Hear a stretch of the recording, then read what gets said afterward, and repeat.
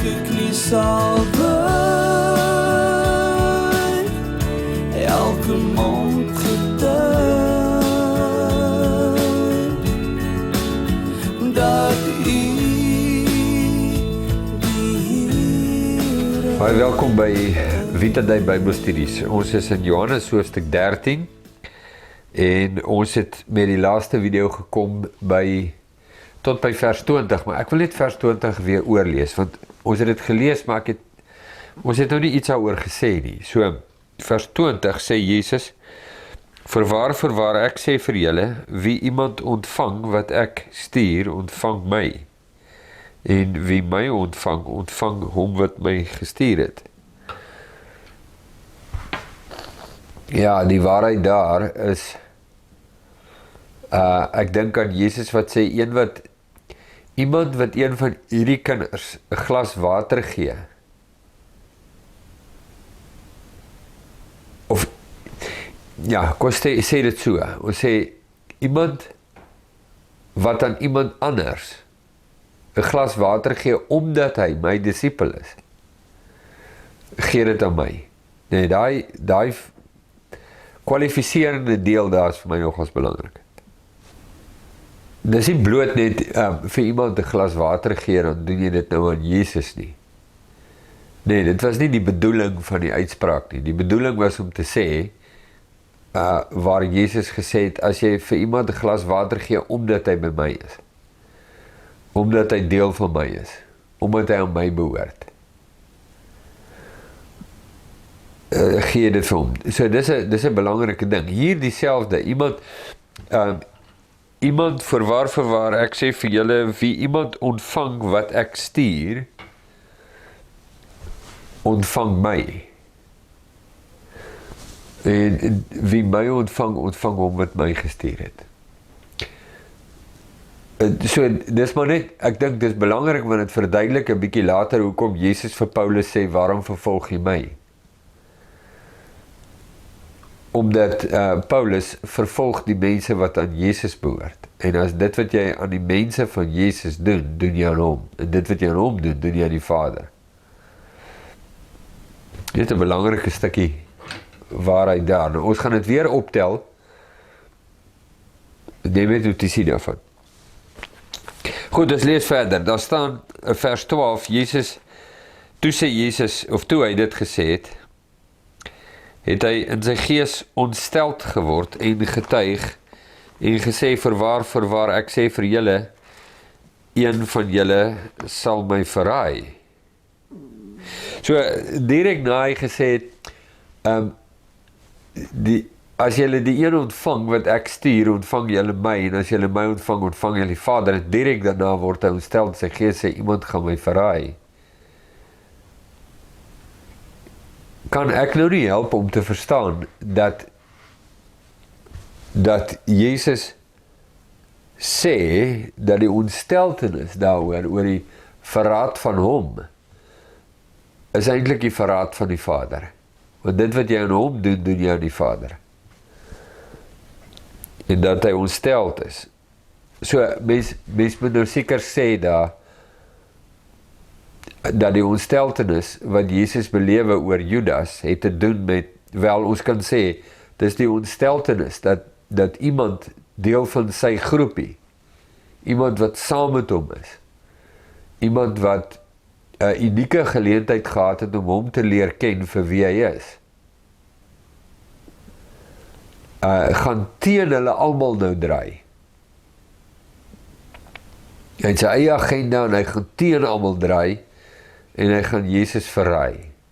Ja, dis genoeg bron vir ontsteltenis, dit is so. Maar die vorige sin van Jesus, die feit dat hy sê, as jy iemand ontvang wat ek stuur, ontvang my, en as jy my ontvang my Vader, sê ons moet ook verstaan saam met dit, dan uit die konteks van wat hy daar sê, dat dit ook die ontsteltenis is dat Judas die Vader verraai. Want as jy Jesus ontvang jy die Vader. As jy Jesus verraai jy die Vader. Nee.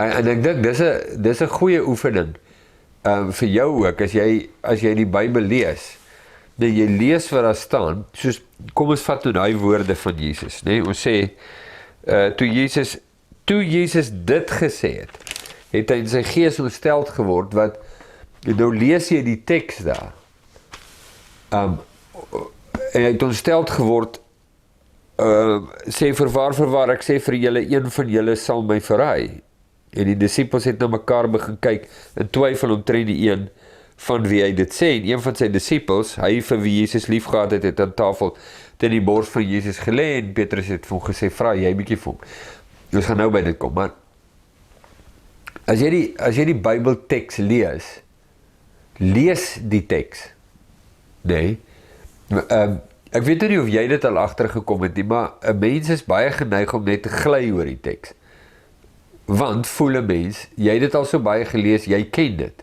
en ek dink dis een van die fundamentele foute wat 'n ou maak, as jy die Bybelteks lees, jy sien, ja, jy weet hier, ek het al kwaai hier onderstreep, so ek het al baie hier gelees, en het skep so half die indruk dat jy is heeltemal vertroud met wat daar staan. Ja, neem toch net in ag dat 'n mens die Bybel soos 'n ui lees. En mens kan nou al baie dae gelees het en onderstreep het en gemerk het en so aan, maar dit was met die lees wat jy op laas gelees het. Jy weet, nou voel ou nie wat ek ken hierdie gedeelte, maar daar's baie meer om te ontdek oor daardie gedeelte. En daar's 'n ander laag van die ui wat afgeskil kan word. Jy weet, 'n meer en dieper, en dit is nou maar net hoe die woord werk. Dis die karakter van die woord van God, so die rykdom daarvan is onpylbaar. So, mens lees dit, en dan is die raad wat ek nou het vandag, is lees die teks. Jy moet nie gly oor dit nie. So ons kan sê, ja, Jesus het ontstel geword, en dan dink jy nou, okay, moontlik, hoekom kan hy ontsteld wees? Hy sê, wel, hy is ontsteld, want dit was iemand wat saam met hom in die groepie was, die oefening wat ek nou net hier gedoen het. En dan sê jy, ja, dis hoekom. Maar die teks sê, toe hy dit gesê het hy in sy gees ontsteld geword. Wat beteken dat die emosionele belewenis wat jy nou hier waarneem, wat in Jesus se hart aangaan, volgens die teks, staan direk verband met dit wat hy nou net gesê het. Toe hy dit gesê het, dat iemand wat my ontvang my Vader, het hy ontsteld geword. So, daar is iets, dis 'n ander wonderlike ding wat 'n mens ontdek in die evangelie van Johannes, is die verhouding wat daar bestaan tussen die Seun en die Vader. Ek het gister so 'n lieflike gesprek gehad, nou juist daaroor. Die ontdekking wat 'n mens maak, wat is die verhouding tussen die Vader en die Seun? En dit is dat vir baie jare, weens verskeie faktore, dan voel 'n mens, dit is die Vader en ek. En Jezus het net so half die toneel betree om die verhouding tussen die Vader en my moontlik te maak. En toe het hy dit nou reg gekry, en dan staan hy nou weer terug vir die eintlike event. En die eintlike event is die Vader en ek. Weet so, dit is baie mense se teologie. En jy weet, ek dink hoe langer ons aangaan, hoe meer besef ek, dis net glad nie die Bybelse openbaring nie. Dis net glad nie so nie. Inteendeel, die Bybelse openbaring is nie die openbaring van die Vader en ek nie, maar die openbaring van die Vader en die Seun. Dis die primêre openbaring. Ja, dis vir my, ek kan nie veel vertel nie, maar dit word vir my al hoe duideliker. Hoekom het die Vader die skepping geskape? Antwoord. Die antwoord het niks te doen met my nie. Dit was oor die liefde van die Vader vir die Seun. Sê die Bybel. So, die skepping is vir die Seun geskape. Hoe het die Vader die skepping geskape? Deur die Seun. Hoekom? Vir die Seun. Hoe hou die Vader die Seun, die heelal of die skepping in stand? In die Seun. Uit hom, deur hom en tot hom is alle dinge. en hy hou alle dinge in stand.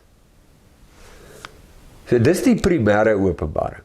Nee, ons skiep daai enetjie, en ons gaan reguit hier na ons toe, vir een of ander rede, dan plaas ons in die skoene van Jesus. Ons neem sy plek in, voor die Vader, en dit is 'n gruisame fout wat ons maak. Maar terwyl ek nou daarvan praat, wil ek net vir jou sê, gister baie kosbare gesprek gehad, en ek, terwyl ons nou hiervan praat, praat ons weer oor die stelling wat sê dat die Vader trek niemand na homself toe nie. Nêrens in die Bybel sê dit dat die Vader die mens na homself toe trek nie. Dis die stelling. Maar die Vader trek die mens na die Seun toe, altyd, en die Seun bring na die Vader. Maar die Seun is die spulpunt. Hy is die kern, die Seun.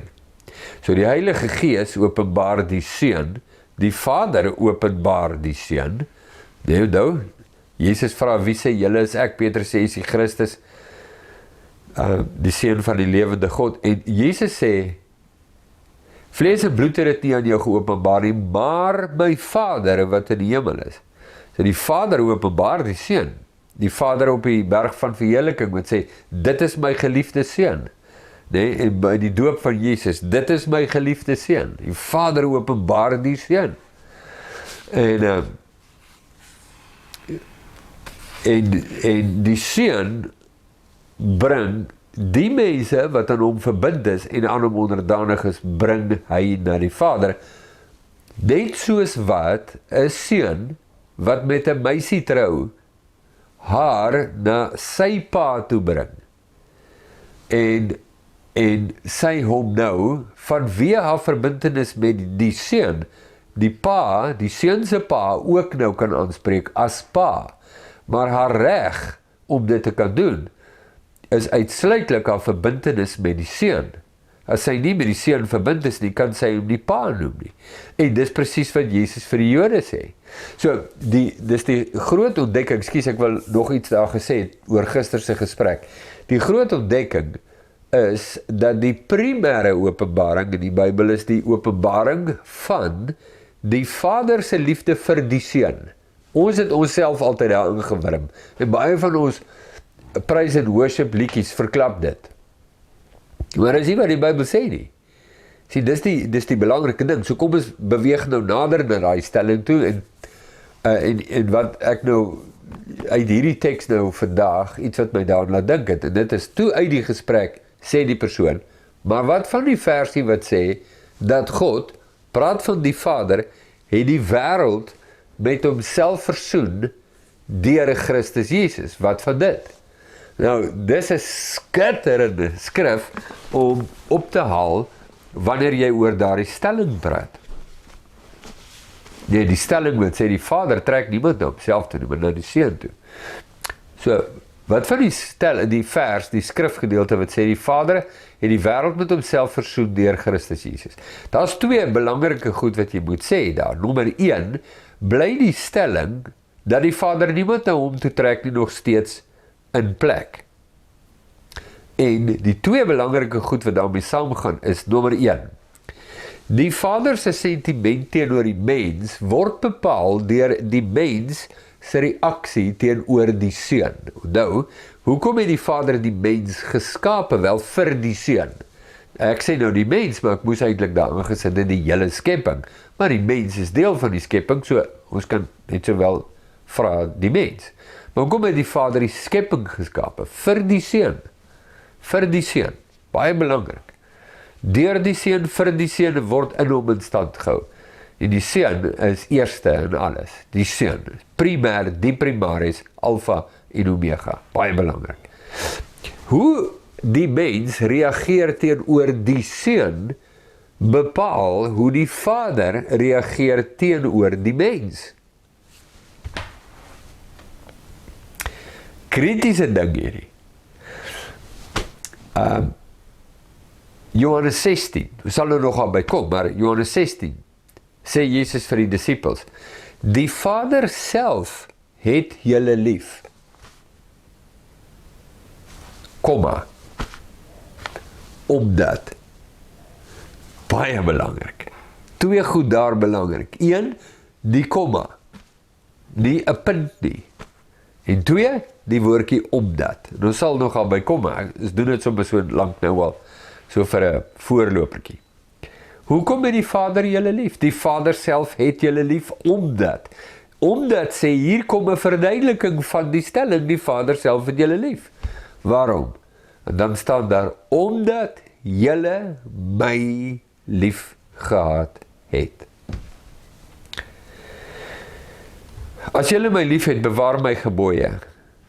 En die Vader sal julle lief hê. Hom sal die Vader lief hê. Staan dit in Johannes 14, waar die volgende hoofstuk, ons gaan daarby uitkom, as ons nou net eers deur 13 gewerk het. Hoofstuk 14 vers 21. As julle my lief het, doen wat ek sê, hom sal die Vader lief hê. En ek sal hom lief hê, en my en hom openbaar. So, jou reaksie teenoor die Seun, in die Bybel is baie duidelik daaroor. Dis nie 'n obskure lees van die skrif nie, dis net 'n gewone lees van die teks. Die Bybel is baie duidelik. Hoe ek reageer teenoor die Seun, is hoe die Vader reageer teenoor my. So, kom ons gaan terug na die Vader, het die wêreld met homself versoen deur Christus Jesus. 2 goed belangrik. 1. Die wêreld wat die Seun weerstaan, staan 'n vyandskap met die Vader. Vir watter rede? Hulle reaksie teenoor die Seun. Kus die Seun dat hy nie toornig word nie. Psalm 2. Baie belangrike waarskuwing. Gou kan sy toorn ontvlam. Welgeluksalig is almal wat by hom skuil. Dat die oordeel van God, die wraak, of die ou vertaling Afrikaans, die toorn van God, Johannes 3 vers 36, is op elkeen wat aan die Seun ongehoorsaam is. Ja, dit is baie duidelik. So, die versoening tussen die mens en die Vader vind plaas op grond van die Seun. Die mensreaksie teenoor die Seun bepaal die Vader se sentiment en reaksie teenoor die mens. Weerstaan die Seun en die Vader weerstaan jou. Onderwerp aan die Seun en die Vader, eer jou en het jou lief. Die reaksie is baie duidelik. Die Seun, pas op wat jy maak met die Seun, dis die een ding wat ons wil sê oor daardie skrifgedeelte. Die tweede ding wat ons wil sê is, die Seun se aksie van vleeswording, kruisiging, begrawe en opstanding, het die prys betaal vir die wraak van God. Die wraak van God teen die rebellie van die mens. En die wraak van God, die oordeel van God, is die dood van die mens.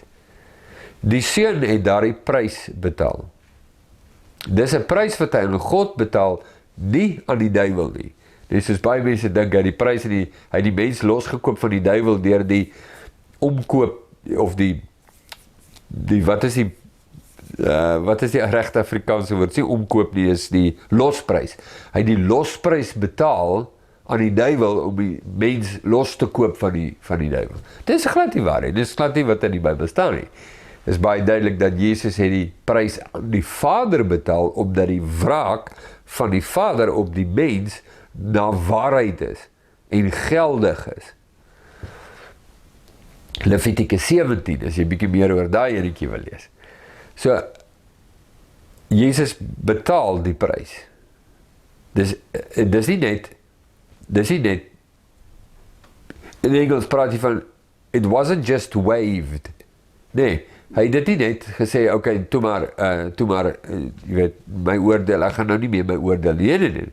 Die oordeel moet gevel word, want God is heilig in die eerste plek. En heilige God vereis 'n regverdige oordeel op alles wat onrein en onheilig is. So dit moet kom, die oordeel moet kom. Ek kan nie net sê, okay, nee, ons gaan nou nie meer oordeel nie. Nee, dit moet kom. So Jesus sê, laat dit dan ook my kom. Sodat elkeen wat in my verbind is, aan my verbind is, in my die oordeel reeds ontvang het, sodat hulle deur my ook kan lewe, verduidelik Paulus in Romeine. En so die Vader het die wêreld met homself versoen deur Christus Jesus, want die wêreld staan in vyandskap met God, die Vader. Dis baie belangrik. Hoekom staan die wêreld in vyandskap? Oor die wêreld se reaksie teenoor die Seun. van die begin af. Dis die belangrike ding. Weet julle nie dat hy wat 'n vriend van die wêreld wil wees, 'n vyand van God is nie. So enige versoening tussen die mens en die Vader draai rondom, en dis presies wat die skrif sê, die Vader en die wêreld met homself versoen deur Christus Jesus, maar Christus Jesus is die middelpunt, die kern van daardie hele versoening. Is die mens onderwerp hom aan die Seun, en dit bring versoening met die Vader. En wat ons terugbring na ons stelling toe, skies, dit is nou 'n lang verduideliking, maar ek wil dit net duidelik maak, wat ons terugbring by die stelling, wat sê, die Vader trek niemand na hom toe nie, hy trek na die Seun toe. Jou reaksie teenoor die Seun bepaal die Vader se reaksie teenoor jou. So, Jesus sê, dat hy wat my ontvang die Vader, toe hy dit gesê het hy diep ontsteld geraak in sy gees, wat sê, dat dit is die mense, hoe die mense Jesus behandel, is eintlik hoe hulle die Vader behandel, en dit bring 'n ontsteltenis, en ook dan nou ook hoe dit selfs die disippels van Jesus die sentiment binnendring in die persoon van Judas. Lang storie. Ja, kom ons lees verder van vers 22 af. En die disippels het na mekaar begin kyk, in twyfel omtrent een van wie hy dit sê, en een van sy disippels, hy vir wie Johannes liefgehad het, aan tafel teen die bors van Jesus gelê. Simon Petrus knik toe vir hom dat hy moet vra wie dit kon wees van wie hy spreek, en hy val op die bors van Jesus en sê vir hom, Here, wie is dit? Jesus antwoord, dis die een aan wie ek die stukkie sal gee as ek dit ingedoop het. En toe hy die stukkie ingedoop het, gee hy dit aan Judas Iskariot, die seun van Simon. En nadat hy die stukkie geneem het die Satan in hom ingevaar. En Jesus sê vir hom, wat jy doen dit haastig. Maar waarom hy dit vir hom gesê het niemand van die wat aan tafel was verstaan nie, want sommige het gedink, terwyl Judas die beurs gehad het, dat Jesus vir hom sê, koop vir ons wat jy nodig het vir die fees, of dat hy iets aan die armes moes gee. Toe hy dan die stukkie geneem het hy dadelik uitgegaan, en dit was nag. Ja, die toneel met Judas bring Johannes in, want dis 'n belangrike deel nou, in die hele verhaal van geloof en ongeloof. Onthou, dis waaroor hierdie evangelie gaan.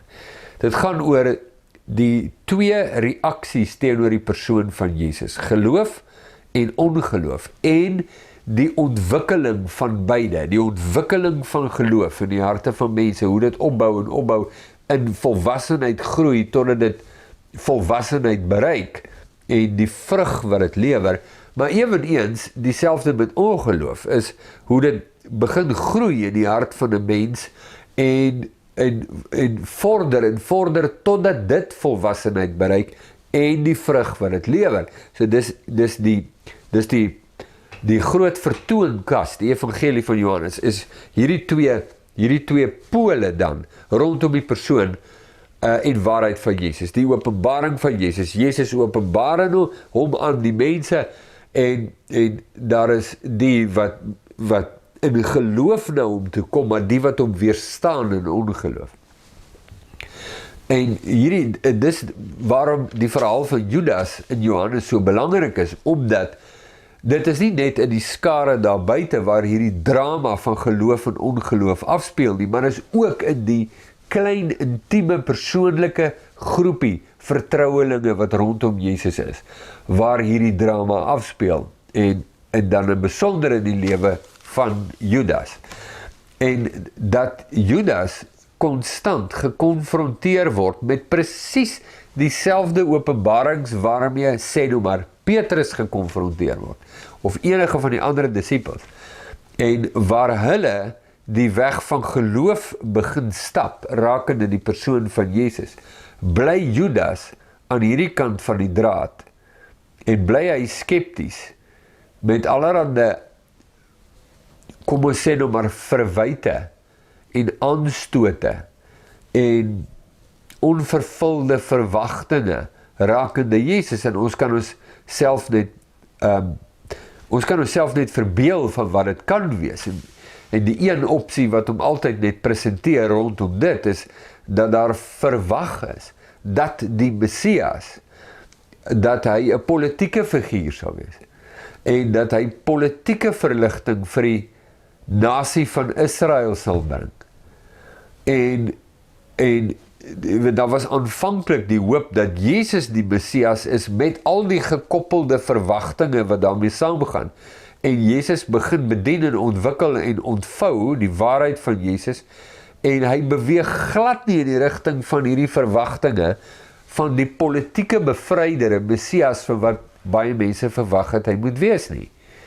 En dat dit teleurstelling veroorsaak in mense se harte en saam met die teleurstelling kom daar aanstoot en saam met die aanstoot kom daar verwerping. En dat dit, in alle waarskynlikheid, een van die dinge was wat in Judas se hart kon wees rakende Jesus.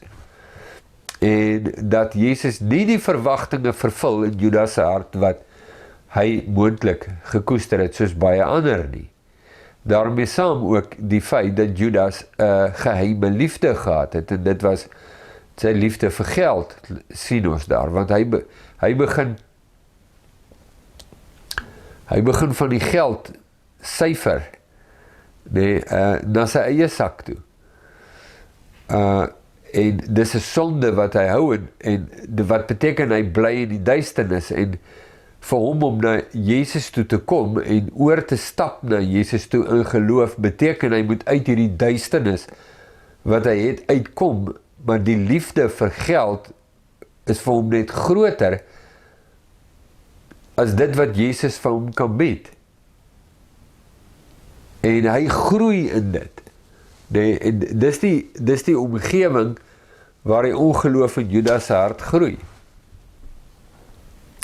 Totdat dit kom by 'n plek waar hy die fariseërs gaan sien om Jesus te verraai en hier kom dit by die groot oomblik en Jesus sê, maar iemand gaan my verraai, hy weet dit. Iemand gaan my verraai, die verraaier sit daar, hy hoor dit. Maar Jesus ontbloot hom nie. En dan vind hy hierdie snaakse oomblik plaas waar daar lyk of daar nou 'n onthulling gaan plaasvind. Wie is dit, Here? Dis die een vir wie ek die broodjie gee. Hy vat die broodjie, dip hom in, gee dit vir Judas. En dis asof hulle nie snap wat gebeur nie. En Johannes sê dit, hulle dink oor die Jesus stuur hom maar net vir Judas uit. Miskien het dit te doen met die ongeloof, die onwaarskynlikheid dat iemand van ons groepie teen Jesus sal draai, of wat saam met ons loop en wandel en alles sien en mele, en Jesus beleef op 'n manier wat geen ander mense om ooit beleef het, of meeste van die mense nie het nie, die onwaarskynlikheid dat iemand van ons teen Jesus sal draai. Miskien het dit daarmee te doen, ek weet nie, maar Johannes sê ook nie. Maar die interessante uitlating is, toe Judas die broodjie vat, toe vaar die Satan in hom in. Wat beteken dat Judas, ons praat nou teoreties, het baie geleenthede gehad het om te bekeer. Baie. Maar hy het nie. En hy kies aan mekaar. En hy kies, en hier, in die groot oomblik, kon hy, in hierdie oomblik, want hy weet dat Jesus weet van hom. Nou weet hy, onomwonde. Want toe Jesus die broodjie vir hom gee, na hy dit gesê, Judas weet, Jesus weet. En in daai oomblik van, jy staan voor die een wat jou hart ken. Nog steeds nie om te draai nie. Bring Judas by 'n punt van geen omdraai nie. En hy vat die broodjie. Weet, Jesus weet. En vat dit. En die aksie van die broodjie vat, is die finale draai teen Jesus. In volle wete en erkenning. En die Satan die besit van Judas. Nou wat interessant is tot en met daai oomblik, het die Satan aanvaar ons nie besit geneem van Judas. So al die goed wat hy gedoen het, maar elke ding wat hy gedoen het, elke keer wat hy van die beers gesteel het, elke stukkie aanstoot wat hy in sy hart begin hou, teenoor Jesus het begin groei, en dit was 'n stappie nader aan die totale oorneem deur duisternis. Nou, dit is 'n waarskuwing vir my en jou. baie belangrike waarskuwing. En hierdie drama vind plaas. Dit is geweldig, nee? En elke knie sal buig, elke mond getuig.